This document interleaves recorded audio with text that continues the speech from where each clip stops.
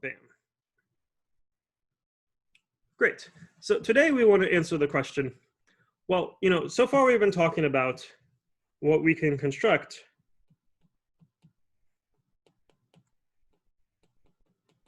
with compass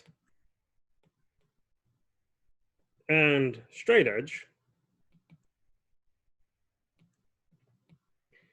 And we've insisted up until this point that our straight edge not have any markings on it, right? It's just like this pencil. It's just a straight line that has no markings, so it's not able to record distances. But what if you are allowed to record distances? So what if we have a marked straight edge, which you may know as a ruler? What then can we do? And one might think like this doesn't really make a difference because we could already copy distances with our compass, right? So since we already had this compass, we're already able to copy distances. So what's the point of having a marked straight edge? And I want to suggest, well, there's one new thing we can do. And so we have a new move. Something that we can do with the marked straight edge that we can't do with just a regular straight edge. And here's the new move. Suppose you're given some distance, d. So this is some given distance d. And you have two lines that intersect in some fashion. And you have a point. So we're going to draw out here some point. So if you want to, you can call these lines L and M. Who cares what the names are? And then we're going to have our point P. Then I claim that what you can do with a marked straight edge that you can't do with an ordinary straight edge is that we're going to be able to draw a new line, a line that goes through P, that cuts L and M, that traverses L and M, but we're going to be able to find the unique such line so that this distance between L and M is exactly D, right? And so you can kind of imagine, you're just kind of sliding lines across. So you're like sliding your straight edge across until you get the one where it's like, yep, now I can see that marked distance between those points is exactly D. So this is almost like an intermediate value theorem being played out in front of you, where you're like, here's one line, but that distance is too short, but eventually you'll hit the right distance. So there's some line so that the distance between these points is the given distance d.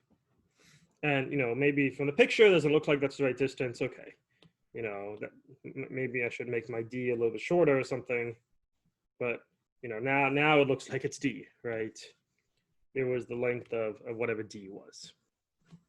So are you guys comfortable with that move? Does that move make sense? Can you kind of intuit how you would do that with a marked straight edge, how you would move it along until you can see that distance between it really is the right distance, right? So you can't do this if it wasn't a ruler. But now that it's a ruler, you can imagine this being like 1 inch. And you're just sliding lines across and you're measuring, you're like, nope, that's not an inch. That's not an inch. And then, okay, now it's an inch. So you settle on that line. Happy? Cool. Okay. So what can we do now with a marked straight edge? Well, the claim is things that had been impossible now become possible. So one of the big impossible problems for us had been the impossibility of trisecting an arbitrary angle. And so what I want us to do right now is to do it. I want to trisect an arbitrary angle by using our new move, right? By allowing ourselves use of this new move. Okay, so here we go. Let's say we're given some arbitrary angle. And it's important that, like, I'm not going to draw a 90-degree angle because we know you can always trisect a 90-degree angle. So I'm just going to draw I'm going to attempt to make an arbitrary angle and then, we won't refer to its measure. So here's some arbitrary angle. And let's say that this length here is d. This is some given distance. And let me go ahead and name some of the points on this guy. Let's say this is angle, let's say it's AOC, and I'll place C such that when I drop a perpendicular here, that I have C, right? So I'm going to place C strategically. Okay. Well, given the point A and this line passing through OC, I know, since I'm in Euclidean geometry, there exists a line through A parallel to OC.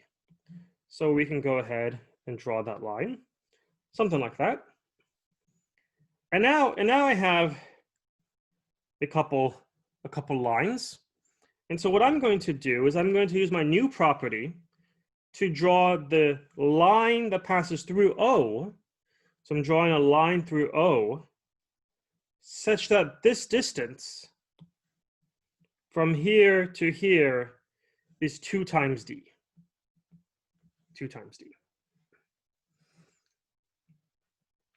Now, you might worry because you're like, we would have given 2d, but once you have distance d, I could easily construct 2 times d, right? I can use my compass to double that length.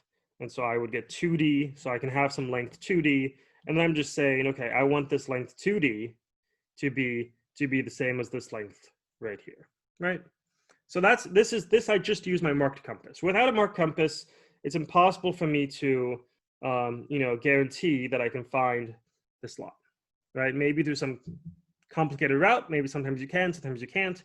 But with the marked compass, you just go through and you're like, well, with this line, that distance is too short, and you just kind of keep going. And then as you slide it, you eventually find the one that is really 2D.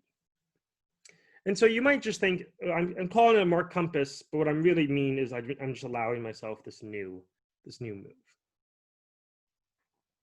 Okay, now that I have this as 2D, recall I had constructed this line on top to be parallel to the line on bottom. Hence, the perpendicular is also perpendicular to this line up here. And now what I'm going to do is I'm going to take the midpoint of this section.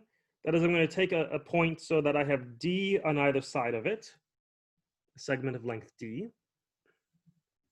And I'm going to take the midpoint of this top section.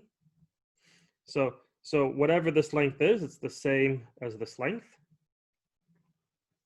And then I get that if I connect those midpoints, if you think back, I think we argued this, that this segment right here will be parallel to this segment. And hence, in particular, it will also be orthogonal to the line on top. Okay, let's pause for a second and see what we have going on here. Here we have a little triangle. I can draw a similar triangle to the left. If I draw this line here, then by side angle side, I get that this triangle is similar to this triangle by side angle side. Hence, in particular, all of their angles are equal. So this angle must be equal to this angle, and this angle equal to this angle. What is this angle up here? Well, since this top line is parallel to this bottom line, whatever this angle is, must be the same of this portion of this original angle we had cut off. So it must be the same as this angle down here. Okay, what else can we say? Well, here we have a triangle. It's an isosceles triangle where these two angles are equal. And therefore, since right here I have an exterior angle, I know that exterior angle is going to equal the sum of these two interior angles. So let's give this angle a name. Let's call this beta. Let's call this angle beta. Let's call this angle beta. And so I get that this angle right here must be, well, whatever he is, it's 2 times beta. Maybe I'll just call it 2 times beta. 2 times beta. Okay, we're almost there. One more thing we'll note.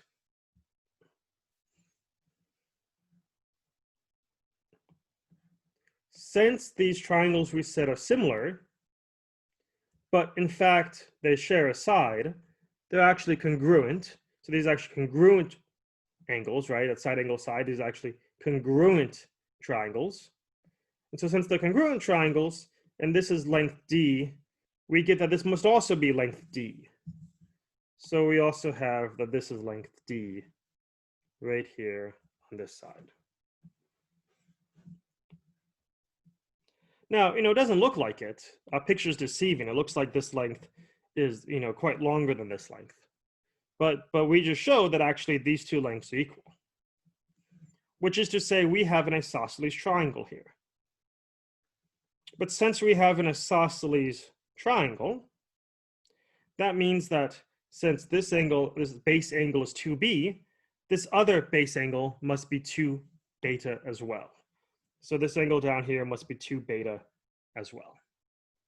Which is to say, if we had called our original angle alpha, we just showed that alpha equals 3 beta, and we constructed angle beta. We were able to construct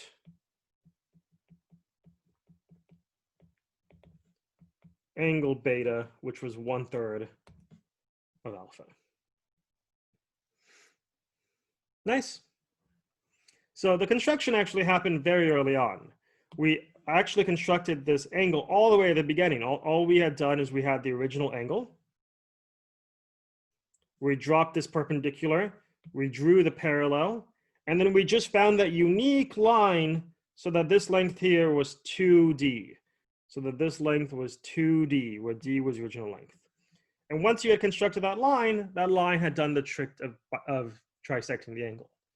All the other work we did up here was proving that that beta actually was 1/3 of the original alpha.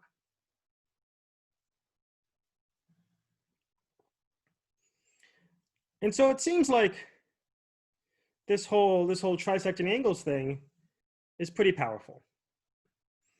I mean, the fact that we can trisect angles means that this new move, this marked compass, this marked straight edge, is a pretty powerful thing. It's allowing us to do things we couldn't do before.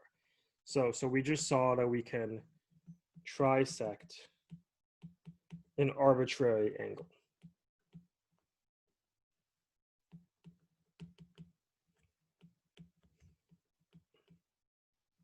So I should note, we talked about Euclid's insistence on using compass and straight edge. That wasn't the case with all the Greeks. So some of them have been using marked straight edges in their constructions before Euclid. Some did it after Euclid. It just kind of was the case that Euclid won out. So when we think about Greek constructions, we think about compass with straight edge.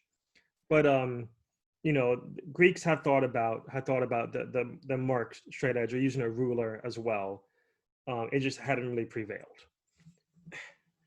But I don't know, maybe you think it's a better tool to use because you can do these more interesting things. And so what I want to do with the rest of today's lecture is I want to argue that, in fact, with this marked straight edge, what we can do that we couldn't do before is we can get cubed roots. So just like before, we have all the power we have before, where we can add and we can subtract and we can multiply and we can divide and we can find square roots. What I want to argue is that we can find cube roots. So here's what we want to prove today. So here's the theorem I really want to prove. Theorem.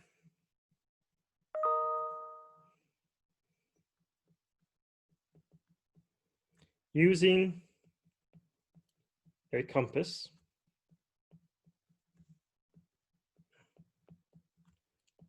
and marked straight edge that is a ruler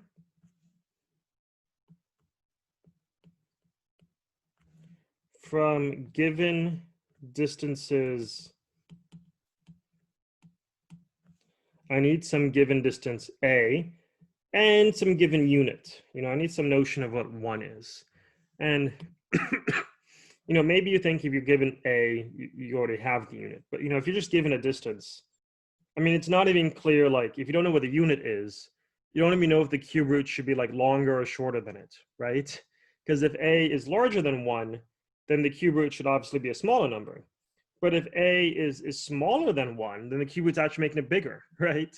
So we still need some notion of unit to lock us in, to have some sense of how we're scaling things, right? So from some given distances A and some given unit, and so we'll just say if you're given 2 points, you can just assume that distance to be 1. Those are like the points 0, 0, and 1, 0. And then you're given some other distance that you call A. From those, we can construct a unit, a segment of length cube root of A. So let's think through our impossible problems that we had before. We've already seen that we can trisect the angle. The second impossible problem, so we had these impossible problems. So maybe I'll call them formally impossible problems. Formally impossible problems. We had seen we could trisect the angle. So this is no longer impossible. This is now possible. How about doubling the cube? Can we double the cube now? Once I prove this theorem, we'll be able to double the cube. Well, yeah, to double the cube, you just need to construct something with twice the area, but you double the area by increasing the side length by a factor of cube root of 2, right? So you'll be able to double the cube as well. And then finally, there was the problem of squaring the circle.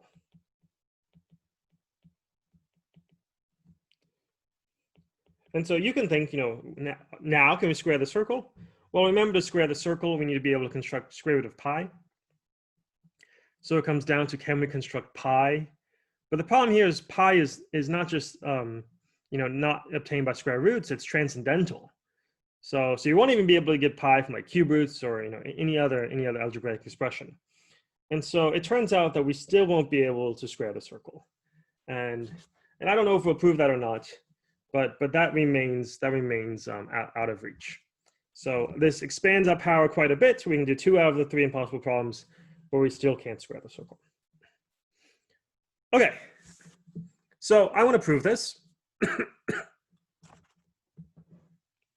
But before we prove this, I need to remind you of an older result by the mathematician Menelaus. So let's do that.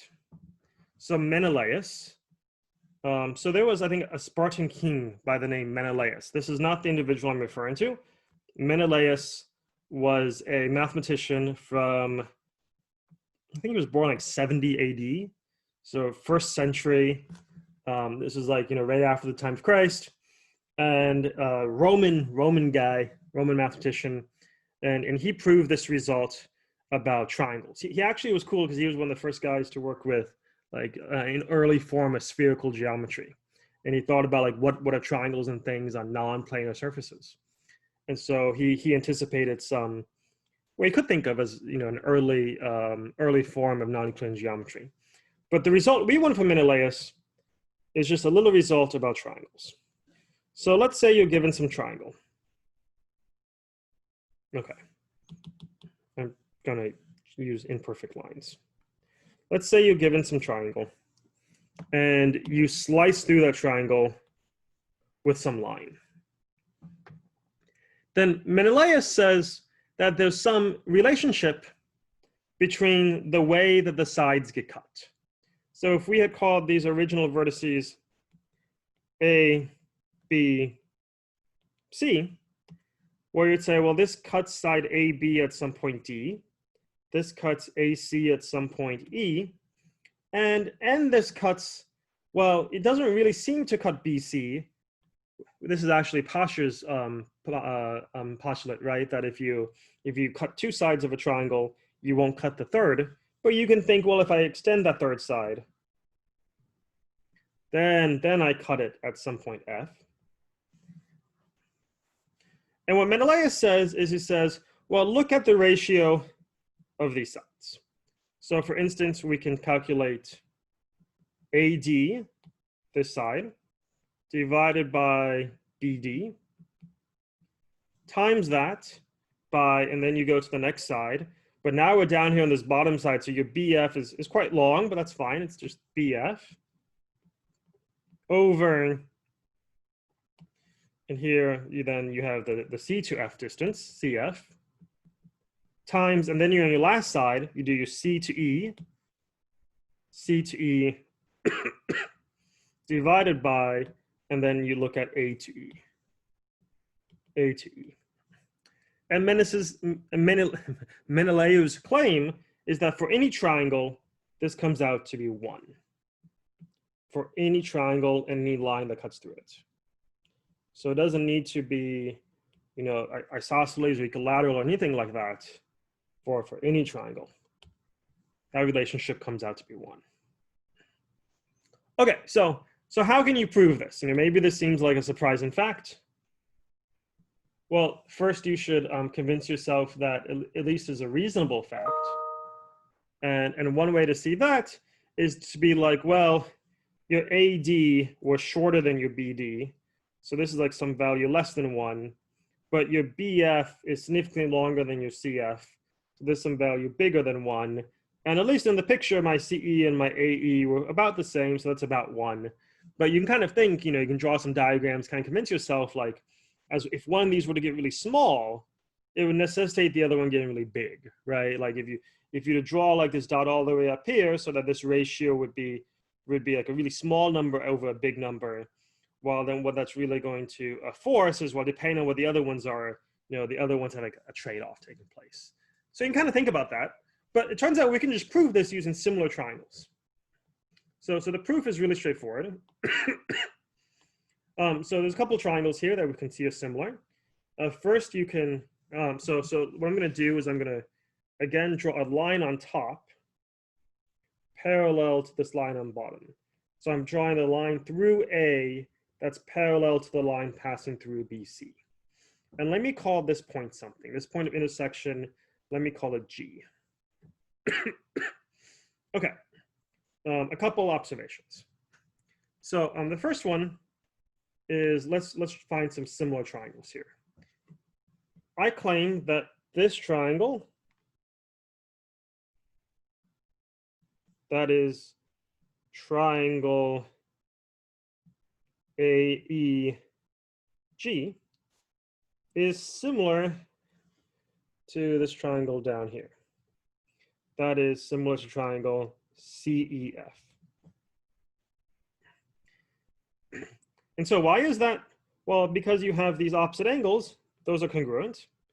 And because this line on top, the line passing through GA, is parallel to the line passing through BC, I get that, this alternating, these alternating angles are the same.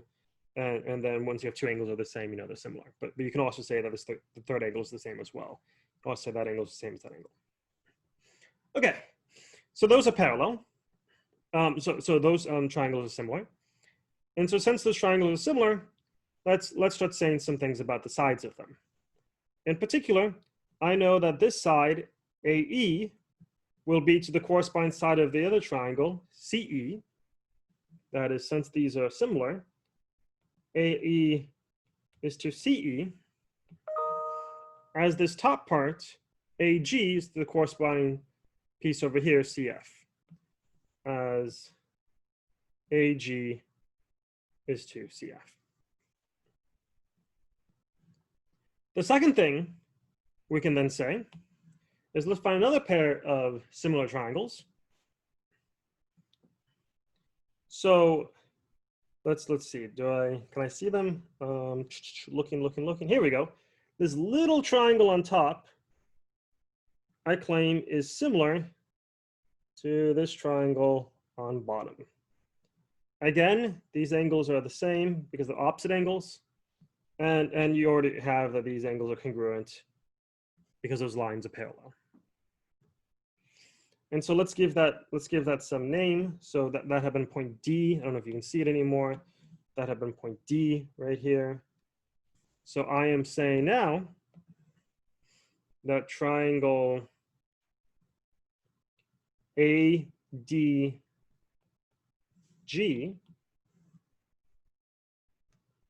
is similar to triangle.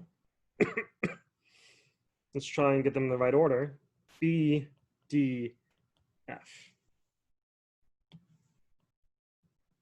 And then what does that give me? Since those triangles are congruent or similar, that's going to give me, well, I can say that this side is to this corresponding side.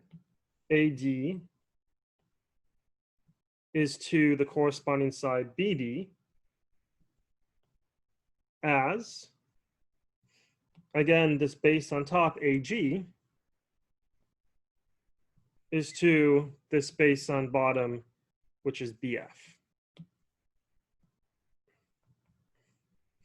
Now, maybe it's not clear how you move from there to this conclusion, but I mean, just look at these two expressions. Like you already have, it seems, a lot of the pieces. You know, here you wanted CE over AE, I have AE over CE. Here I wanted AD over BD, here I have AD over BD. So it does look like we're going in the right direction. And sure enough, if you just, in each of these cases, isolate for the AG, and solve for AG and then set them equal to each other, you would get, so what do you get? So this guy on the left, you have that AE over CE times CF is equal to AG, but AG is also AD over BD times BF, right?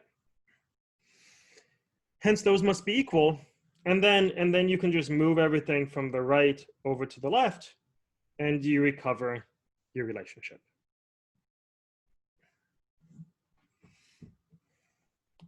You get your AD over BD times your BF over CF times the reciprocal, so CE over AE is 1. Okay, great. So this is the result of Menelaus, which we're going to need that in a couple minutes. So just like stick that in your pocket, and we'll come back and we'll use this result in our proof. So what I now want to do is I want to give you a way of constructing the cube root of A. And so you might remember we had done a similar thing when we tried to show we had a square root of A.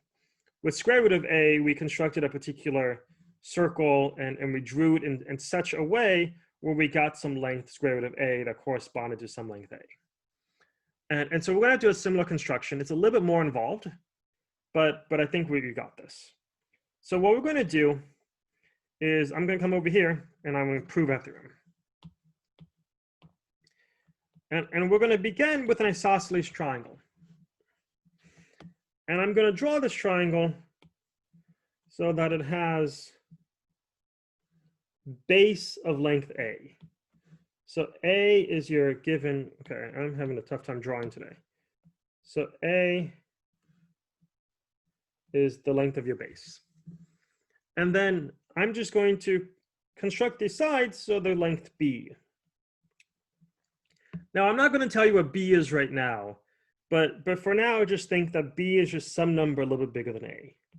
We're going to come back and in the end we're going to think about what we should have made B so that things work out.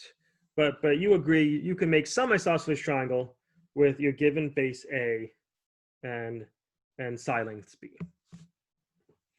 Okay, so now what we want to do is we want to build on from here. So let me give some names to some points on this picture. They're going to be helpful. So I'm going to call this point A. I'm going to call it triangle ABC.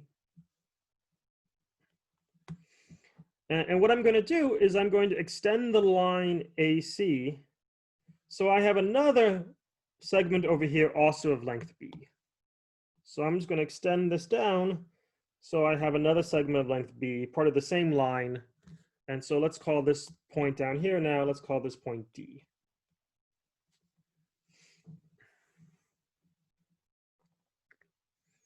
Okay, cool. I'm also going to extend out line AB. So I can extend that out as long as I want. And I'm going to now draw the line DB.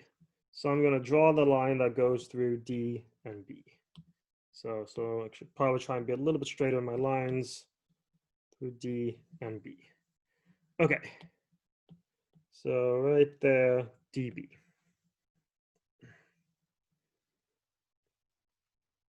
Now I want to take advantage of the fact I have not just a straight edge, but a ruler, a marked straight edge. And so what I'm going to do now is I'm going to find some line that passes through C such that the distance between these two lines that gets marked off is of length B. And so you might like try and think, if you just did this one right here, that would be less than B. If you did this one over here, that's probably longer than your B. But there should be some such line, so that if you do it carefully, well, that's probably still a little bit shorter than B, so let's go out a little bit further. That looks promising. Something around there where this length is B. And so remember, like how do you do this in practice? You have your marked straight edge, and you're just kind of like dragging it along until that distance becomes distance B. So we should give those points some names as well. So I now have points A, B, C, D. Let's call those points E and F.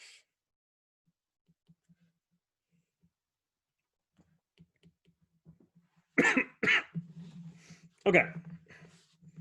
Then I'm going to call this length between B and F Y. And my goal right now is I want to solve for Y. So how are we going to do that? Well, there are a few lengths I don't know. I also don't know the length between C and E. So I should probably give that some names. So let's call that length between C and E. Let's call that X. And so what I'm going to do is I'm going to find a few relationships between X and Y. And once I find those relationships, I'll get a system of equations, and then I can solve those system of equations to find the values of both X and Y. So here we go. The first relationship between X and Y is just from this result we just proved. So from Menelaus, we have that just look at this picture. Right? We have a triangle here, right? We have this triangle right here. We have this triangle ACF. So Menelaus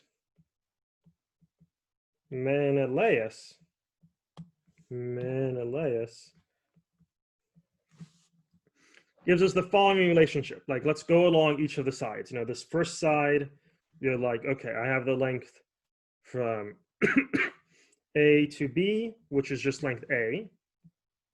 The length from A to B divided by the length from B to F. So that would be A divided by Y times, then you're going to come over here and say, okay, well, now I'm just going to do the length from F to E, so that's length B, divided by the length from C to E, so that's divided by X, times, let me go to this third side, I'm going to go the length from C to B, D, C to D, which is 2B, divided by the length from B to D, which is B. So I think that's the relationship I get from Menelaus.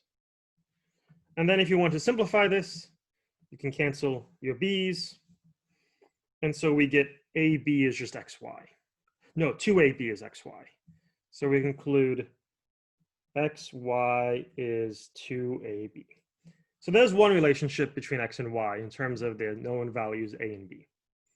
let's find a second relationship between x and y.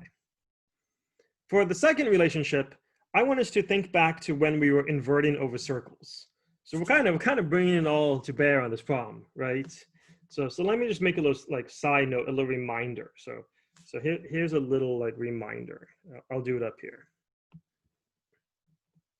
Recall, how did we do circular inversion?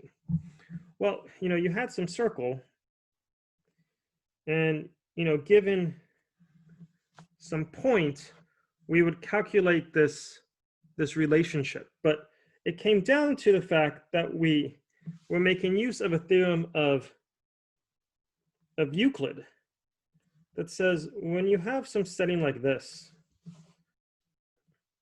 where you have some length, let's use values we haven't used yet. Let's say that this is some length alpha, this is some length beta, and this is a tangent line here. Here's a tangent line. And this is some length gamma. And so you have a point that meets in both.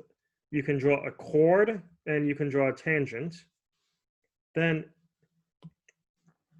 Euclid teaches us that alpha times beta is equal to gamma squared. But equivalently, what that's saying is it's saying that if you took some other chord here, so you had some, different alpha and beta. So maybe here you have some like alpha prime, and here you have some beta prime. You would have that alpha prime times beta prime is the same thing. It's also gamma squared. So it's the same thing as alpha times beta. So it's a constant. There's a special constant associated with any given point in a circle, so that if you draw the lines that go through that point, and you draw the distance from that point to one side of the circle times the distance to the other side, that product of distances would be the same. Your alpha times beta is always the same, or alpha prime times beta prime is the same, which happens to be gamma prime. So we're going to make use of that fact here. What I'm going to do is I'm going to draw a circle centered right here at point C that contains points A and B. So centered at point C of radius B. And so that will come around and look something like that. Some circle. I can move it over a little bit, but there I get my circle. The circle of radius B centered at point C. And so this picture is going to start getting a little bit crowded, but we're saying the circle hits somewhere right here, so this is also distance B.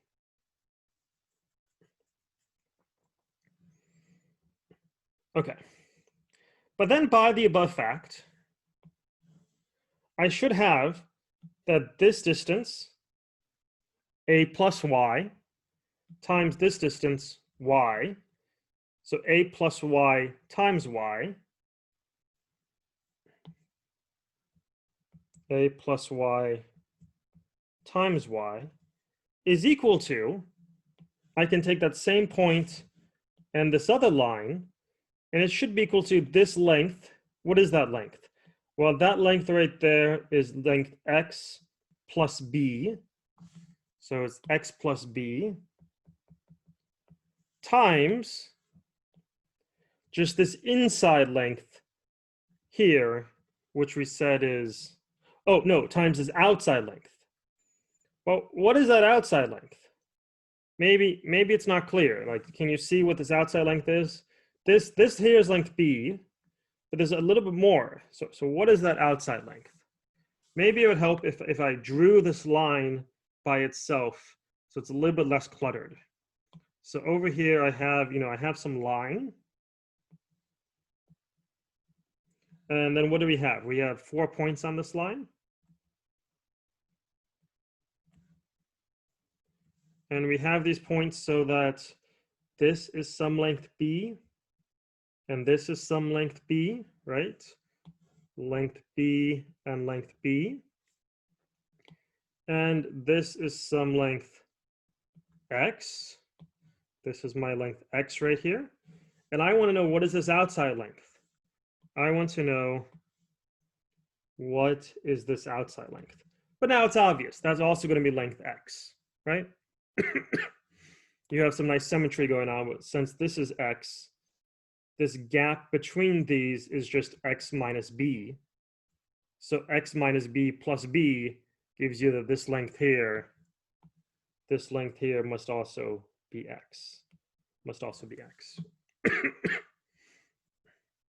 So we get for our relationship a plus y times y is a plus b times x plus b times x. Are we happy so far with how I've gotten these two relationships? Any questions? Yeah. So I'm looking at the one we just did. So I see the a plus y times y, yep. But then for the x plus b times x, wouldn't that be x plus 2b, because you'd have to go not to the center of the circle, but to the other side? So you have the x plus b going to the center, then you have an additionally another radius of b. Thank you so much. That's right. There's another b here. So that should actually be x plus 2b. Really good catch there. That would have messed us up. This is x plus 2b times x. Okay. And then all you do now is linear algebra. I mean, just algebra. So what is the algebra here? So here you can solve for your x and get x is 2ab over y.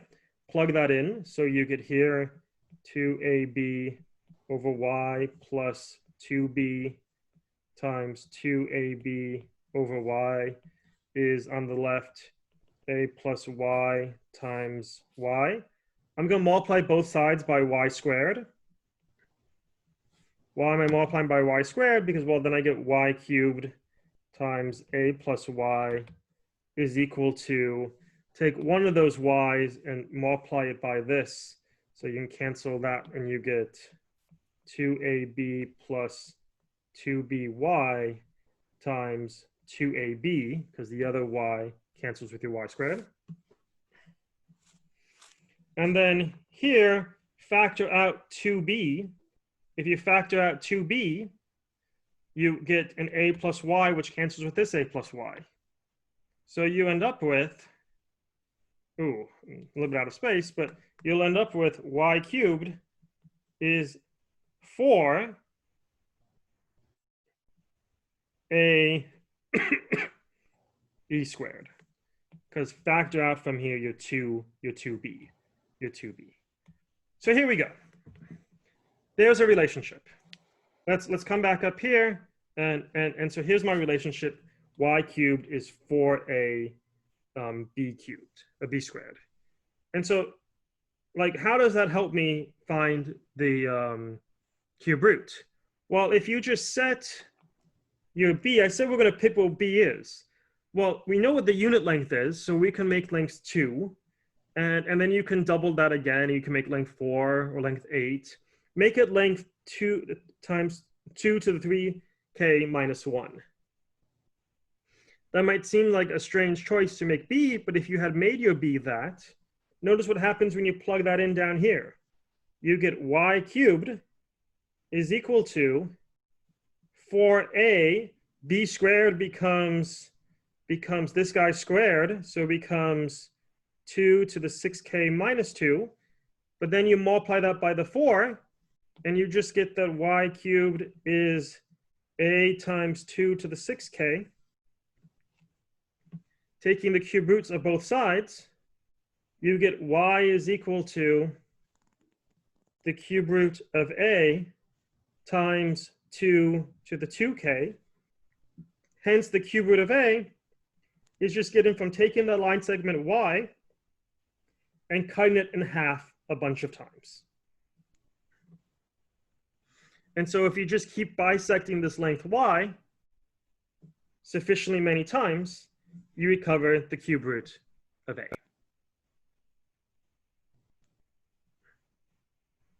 So there we go. That's our proof that using a compass and a ruler, a marked straight edge, we can now construct the cube root of